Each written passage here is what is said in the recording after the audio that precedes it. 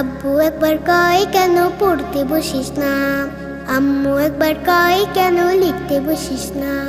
কি করে বলি আমি পড়ালেখা ভালো লাগে না, ভালো লাগে না। আমি যদি বলি একটু করব খেলা, আম্মু বলে খেলবি কেন দুপুর বেলা। আমি যদি বলি একটু করব খেলা, আম্মু বলে খেলবি কেন দুপুর বেলা। আমি যদি হতাম মা বাধা নিষেধ করতাম না, আমি যদি হতাম মা বাধা নিষেধ করতাম না। আমার মেয়ে বলতো আমায় কত ভালো মা, কত ভালো মা।